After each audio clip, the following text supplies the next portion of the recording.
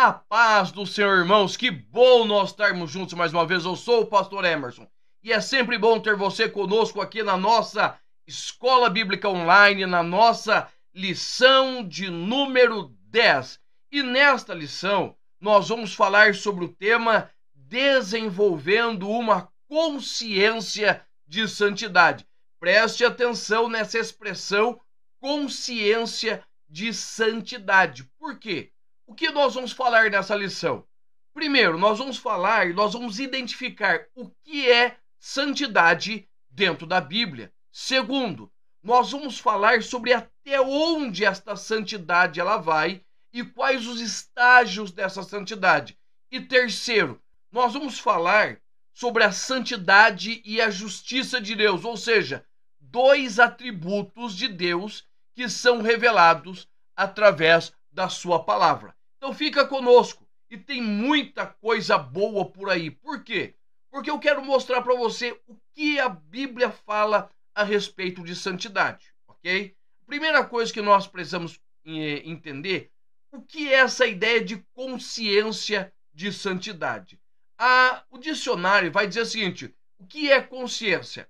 É o sentido ou percepção que o ser humano possui do que é moralmente certo ou errado em atos e motivos individuais. Ou seja, quando nós falamos de consciência de santidade, nós estamos falando de um desenvolvimento meu e seu nesta nossa caminhada cristã, que nós vamos conseguindo entender o que nos faz bem, o que nos faz mal, as atitudes que nós devemos tomar, aquela que nós devemos abandonar. Então é muito importante nós termos esta ideia de consciência de santidade. De uma forma direta, é ter o pleno conhecimento do que Cristo realizou na cruz do Calvário por nós e o que precisamos fazer para mantermos salvos em Cristo até o retorno do nosso Mestre para nos levar às mansões celestiais,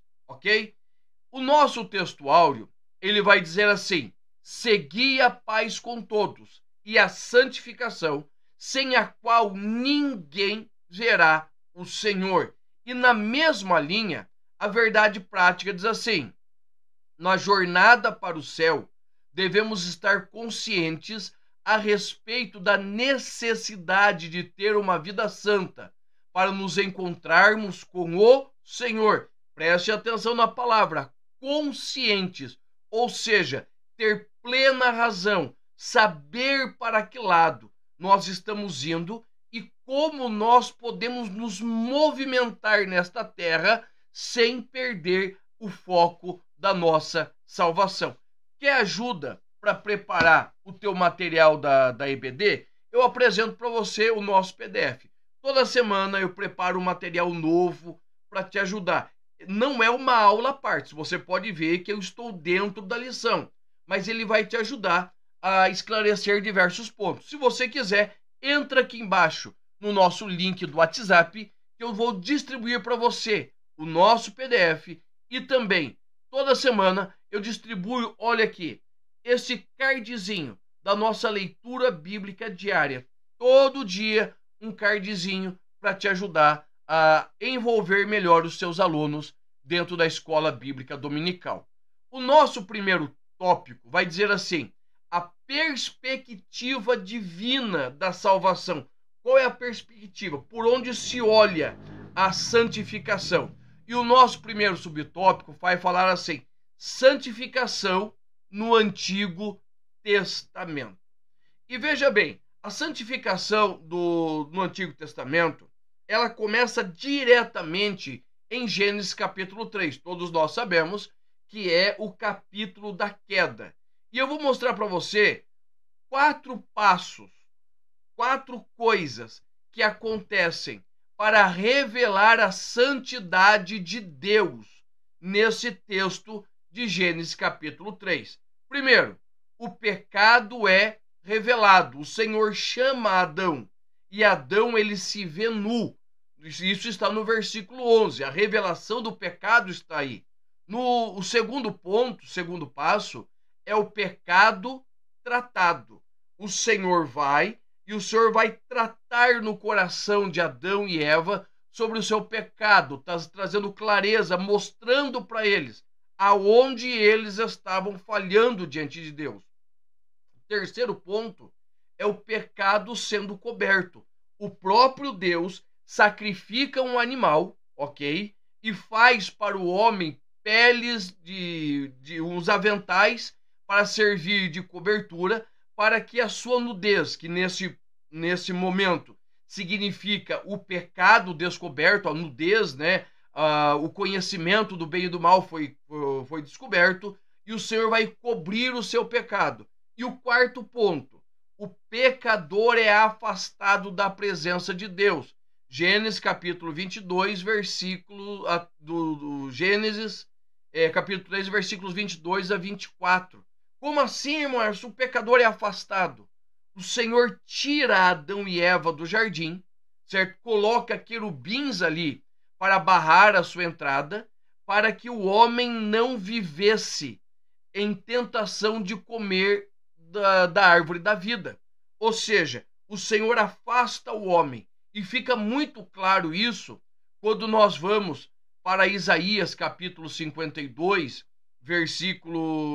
Isaías 59, versículo 8, diz assim: mas as vossas iniquidades fazem separação entre vós e o vosso Deus, e os vossos pecados encobrem o seu rosto para que não vos ouça. Ou seja, o pecado ele traz afastamento de Deus, e também o pecado ele faz com que os ouvidos do Senhor sejam ensurdecidos para o clamor do homem. Somente o homem regenerado consegue alcançar a presença de Deus. E desta forma, nós vamos entendendo esta ideia de santidade, que é muito mais do que uma característica, mas é sim algo que está intrínseco, pertencente, inerente ao ser do Senhor, certo? É uma das expressões, né, a expressão da santidade mais profunda que revela o próprio Senhor. E aí nós vamos ter algumas palavras, né, dentro da nossa lição, isso está bem colocado pelo pastor Osiel Gomes, que vão explicar o sentido da palavra santidade. Mas o que é santidade? Santidade é estar próximo de Deus, é amar o que Deus ama e odiar o que Deus odeia. Já no subtópico 2, nós vamos falar do quê? Da santidade no Novo Testamento, certo? E já no Novo Testamento, a santidade ela vai o quê? Ela vai assumir uma postura de decisão, de aceitar um agir de Deus em nós, tá? E o apóstolo Paulo, ele vai ensinar o seguinte, em 1 Tessalonicenses, capítulo 5, versículo 23, que o mesmo Deus de paz vos santifique em tudo, e todo o vosso espírito, alma e corpo sejam plenamente conservados, irrepreensíveis, para a vinda de nosso Senhor Jesus Cristo. Ou seja, certo? Ele traz para nós esta ideia de pertencimento e de um agir de Deus em prol da nossa santificação. Nós temos que andar em santificação, mas o Senhor vai agir em nós. Vai agir como? Efésios capítulo 5, versículo 26. Para santificar, purificando-a com a lavagem da água pela palavra. De quem Paulo está falando? Ele está falando da igreja, do povo de Deus no Novo Testamento, que pela palavra ela é santificada, sendo lavada pela palavra. E isso, irmãos, vai trazer para nós uma ideia de separação do mundo. O Senhor nos separa, certo? Para quê? Para que vivamos uma vida e que glorifique o nome dele. Então o Senhor, por meio de Cristo e do seu Espírito, ele vai fazer o quê? Ele vai nos separar. E é isso que nós vamos encontrar em 1 Coríntios, capítulo 6, versículos de 9 a 11. E Paulo vai dizer assim, ó, e alguns têm sido, mas haveis sido lavados, mas haveis sido santificados, haveis sido justificados em nome do Senhor Jesus, pelo Espírito de nosso Deus. Ou seja, uma grande obra está sendo realizada através do próprio Cristo e do seu Espírito para trazer a santificação. E o nosso terceiro tópico vai falar assim: a santidade exigida na palavra. Preste atenção. A palavra de Deus nos chama para viver em santidade, certo? Após nós termos uma vida transformada em Cristo. Nesse novo viver nosso, nessa nova vida que nós nos colocamos diante do Senhor, nós precisamos o quê? Nos desenvolver pelo Espírito Santo. Nós precisamos o quê? Entrar neste processo de crescimento. Nós devemos ser conscientes de que não há como viver uma vida conforme Deus quer sem santidade. Jamais eu vou poder dizer assim, vou pensar se vou viver em santidade ou não. Tá? Eu não tenho opção. Se eu quero viver uma vida com Cristo, eu preciso que andar conforme o Senhor deseja. E isso não é simplesmente um pedido, é uma exigência. O Senhor deseja que sejamos santos como Ele é santo. No nosso segundo tópico, nós vamos falar sobre a santificação e os seus estágios. Preste atenção. O primeiro subtópico diz assim: a realidade da santificação.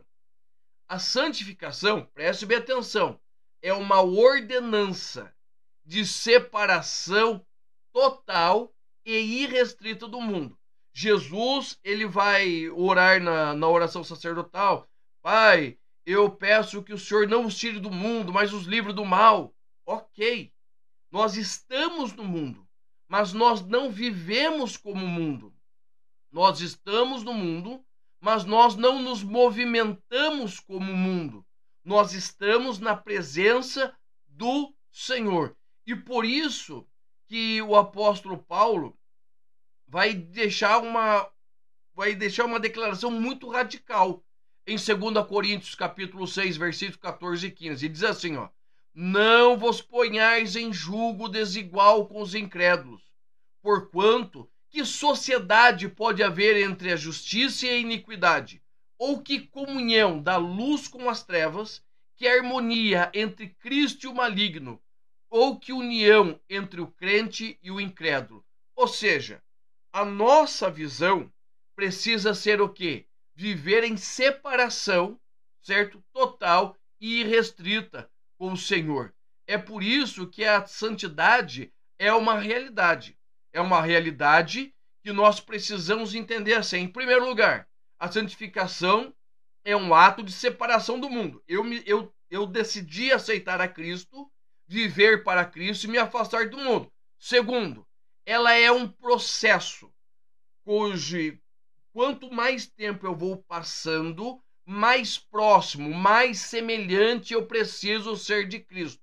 Assim, o final da santificação é a minha glorificação em Cristo Jesus. É atingir as mansões celestiais, seja por arrebatamento, seja por ressurreição. E o nosso tópico 2 diz assim: 3 estágios da santidade. E isso, irmãos, é muito importante você parar e pensar. Por quê? Porque esses estágios da santidade, eles estão ligados diretamente ao nosso desenvolvimento da vida cristã, certo? Olha a palavra, desenvolvimento. Quando eu falo desenvolvimento, eu estou falando exatamente desta visão, desta posicionamento de crescer cada dia mais. Provérbios capítulo 4, versículo 18, Salomão vai dizer que o crente é como a luz da aurora, que vai brilhando, brilhando até ser dia perfeito. Nós começamos como? Nós começamos como lusco-fusco da madrugada. Tá? Aceitamos a Cristo, vamos engatinhando e ao caminhar nós vamos amadurecendo, certo? E este amadurecer, ele fala o quê? Ele fala de uma busca incessante, porque maturidade, irmãos, nós precisamos ter isso em mente. Não tem a ver com idade, tem a ver com desenvolvimento. Nós temos hoje adolescentes de 40, 50 anos e nós temos idosos de 20, não na idade física cronológica, mas na idade mental, tá? Então, o apóstolo Paulo vai tratar esses estágios como um objetivo a ser atingido, certo? E deve ser buscado em todo o tempo pelos que são maduros na fé. Vai lá e leia Filipenses capítulo 3, versículos 14 e 15. Você vai ver que Paulo vai fazer essa plena declaração que maturidade é desenvolvimento na carreira cristã. E daí sim, daí nós entramos nos 3 estágios da santificação. Primeiro, a nossa santificação imediata, inicial, que acontece quando eu entrego a minha vida a Jesus. Você lembra quando você aceitou a Jesus como seu único e suficiente Salvador? O dia que você dobrou seus joelhos, levantou a sua mão, o que aconteceu? O velho homem morreu ali, tá? O velho homem morreu. E o que vai acontecer? A partir daquele momento, o Senhor te santifica. Você nasce de novo. Você é zerado o placar. E você começa uma nova caminhada. Essa é a nossa santidade inicial. Santidade posicional. Depois nós temos o processo de santificação. O desenvolvimento da santificação, aonde, passo a passo, nós vamos nos afastando de Cristo. Paulo vai falar em Efésios capítulo de número 5, versículo 6, vai dizer, ó, andai, Efésios capítulo 5, versículo 16, andai em espírito e não cumprirei os desejos da carne. Opa, como que eu vou conseguir alcançar o meu objetivo? Andando no espírito. Ou seja, é um processo, é uma continuidade na presença do Senhor. E até que nós alcançamos o 3º estágio. O 3º estágio é a glorificação. Quando se dará esse estágio? Quando nós formos arrebatados ou quando nós formos ressuscitados. Aqueles que hoje estão no Senhor, eu não gosto de usar a expressão dormem no Senhor, porque existe uma heresia por aí chamada sono da alma, certo? Mas aqueles que estão no Senhor, morreram e estão no Senhor, aonde eles estão? Eles estão guardados para o dia da glorificação, quando eles serão ressurretos. Então é importante nós entendermos esses 3 passos. Santificação posicional, que é o dia que nós tomamos a decisão por Cristo e zero placar, e nós começamos a viver uma vida de santidade. Santificação progressiva, que é a nossa vida cristã, é a mais longa, certo?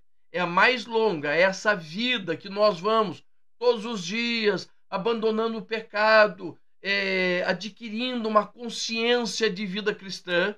E terceiro, a glorificação, aonde nós estaremos para sempre juntos com Cristo, ok? Aí nós entramos no nosso subtópico 3, o alvo da santificação. Presta bem atenção no que Paulo vai escrever, perdão, não é Paulo. Eu defendo a ideia que é Paulo, mas vamos deixar por aí. Hebreus capítulo 12, versículo 14, diz assim, ó, segui a paz com todos e a santificação, sem a qual ninguém vai ver ao Senhor. A santificação é o único meio para vencer, para vermos ao Senhor, a santificação. Mas veja bem, como crentes, nós temos um último julgamento. Todo crente tem um último julgamento. Que julgamento é esse? É o momento do arrebatamento. Porque hoje, irmãos, nós olhamos na igreja, todo mundo parece crente. Todo mundo parece santo. Canta igual crente, fala igual crente, tem Bíblia igual crente. Tem as expressões de crente. Mas no momento do arrebatamento, será o último julgamento do salvo. Porque nas bodas do Cordeiro não tem julgamento. O que tem nas bodas do Cordeiro? Nós temos ali a retribuição, o galardoamento daqueles que serviram ao Senhor. Tá? Então, o momento do arrebatamento é o último julgamento do crente. E qual o nosso alvo? É chegarmos lá. Então, nesse momento, nós vamos ver quem tem azeite na botija, nós vamos ver quem andou segundo a vontade do Senhor, e ali nós veremos outra vez a diferença entre o justo e o ímpio, entre aquele que serve e aquele que não serve a Deus, segundo Malaquias capítulo 3, versículo de número 18. Então esta é a nossa santificação, o nosso objetivo. Tá? E o nosso terceiro tópico, ele vai dizer assim, o julgamento do Deus Santo. Lembra que eu falei? O Senhor é santo. Tá? O Senhor é santo. O Senhor, ele exprime santidade. E o nosso Deus é diferente dos deuses mitológicos. Tá? Nós temos aí deuses gregos, romanos, nórdicos, nós temos religiões afro-brasileiras, nós temos uma série aí de deuses. Mas qual a diferença entre o nosso Deus e esses falsos deuses? Primeiro, que o nosso é Deus, o resto tudo é Baal. Ponto. Mas esses deuses, né, que tem por aí, eles não reivindicam a santidade. Eles têm caráteres e falhas humanas. Eles têm sentimentos humanos. Eles se embebedam, eles estupram, eles participam dos prazeres mundanos, certo? Sacrificam crianças, tá? Isso faz parte do culto deles. E agora, o Deus verdadeiro, ele vai na contramão e ele reivindica santidade. Ele vai dizer tanto em Levítico 19, 2, como em 1 Pedro 1,16, santos sereis, porque eu, o Senhor vosso Deus, sou santo. Dessa forma, irmãos, somos chamados para sermos como ele é, nem mais, nem menos. Somos chamados para sermos santos, à semelhança dele, ok? E o segundo subtópico diz assim, santidade exigida a todo o crente. Preste atenção, santidade não é algo que você escolhe. Eu vou ser santo ou eu não vou. Eu vou aceitar, não. Eu vou viver do meu jeitinho. Não. Ou você é santo ou você é ímpio. Em Efésios capítulo 5, versículos 25 e 27, Cristo ama a sua igreja de tal maneira que ele vai dedicar-se preparando-a para encontrá-la. Ou seja, ele não vai encontrar qualquer noiva. Ele não vai estar diante, ele não vai esperar qualquer noiva, vai esperar uma noiva preparada.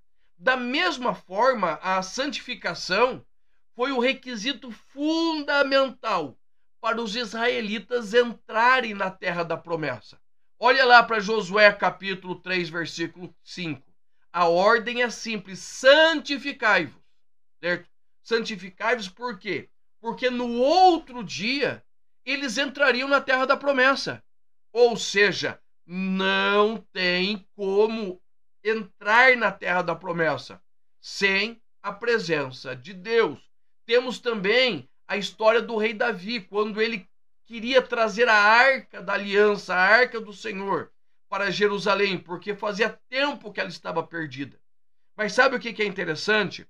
Que na primeira tentativa de Davi, não deu certo, não funcionou. Por quê? Porque ele tentou fazer segundo o que os filisteus haviam feito. E o que aconteceu? Uzá acabou morrendo. Segundo Samuel, capítulo 6, versículo de 6 a 8. Como Davi levou a arca para Jerusalém? Aplicando-se a fazer conforme o Senhor exige. Deixa eu falar para você, não existe essa ideia de eu vou servir a Deus do meu jeitinho. Ou é do jeito dele ou não funciona. Então o que Davi fez? Santificou os sacerdotes, preparou a arca, os sacerdotes carregaram a arca no ombro e Davi logrou êxito no seu intento. E da mesma forma, irmãos, da mesma forma, as exigências do Senhor para carregarmos a sua presença são as mesmas, tanto no caso da arca, como para nós que somos templo do Deus vivo. E Paulo vai dizer assim em Romanos 12:1: rogo-vos, pois, irmãos, pela compaixão de Deus, que apresentei o vosso corpo como em sacrifício vivo, santo e agradável a Deus, que é o vosso culto racional. E o nosso terceiro subtópico, que nós vamos nos encaminhando para o final, nós vamos falar sobre a santidade e a justiça de Deus. Quando as escrituras falam de Deus, nós estamos falando de uma pessoa, e ele é santo, e nós temos aí infinitas aí referências bíblicas a respeito da santidade. Eu coloquei aqui no PDF pelo menos 10 referências aplicando esta santidade diante de Deus. Isso quer dizer que em Deus não existe sombra de variação, certo? Isso está ligado diretamente à sua justiça. A sua justiça fala de santidade, fala de andar em retidão em todas as circunstâncias, que é uma expressão da santidade de Deus. Essa justiça, ela vai mostrar Deus como legislador e juiz, mas também como cumpridor de todas as promessas e perdoador dos pecados. Tá? Isso tem a ver com a lei moral de Deus, que exige também do homem que o homem ande em santidade e viva uma vida de justiça. Esse é um dos atributos comunicáveis de Deus conosco. Então, é extremamente importante nós compreendermos que Deus é um Deus santo e um Deus justo. Quando o apóstolo João diz que Deus é luz e nele absolutamente não há treva, a figura da luz afirma a pureza e santidade de Deus, e que isso torna impossível a comunhão dele com a impiedade e exige uma busca de santidade da nossa parte para podermos estar na presença dele. Isto nos convoca a vivermos uma vida que glorifique ao Senhor. E preste atenção, para nós encerrar. Nessa nossa jornada para o céu, o cristão precisa se desenvolver e ele precisa ter uma consciência da santidade de Deus, para que possa tomá-la como padrão de perfeição para a sua vida. Nós devemos progredir em santidade desde o momento que iniciamos a nossa vida com Cristo até o final da nossa jornada. Então, irmãos, é importante firmarmos a mente nesta consciência de santidade e de que Deus nos ama e que não deseja que ninguém se perca, tá bom? Então eu espero você na próxima aula. Deus te abençoe. Até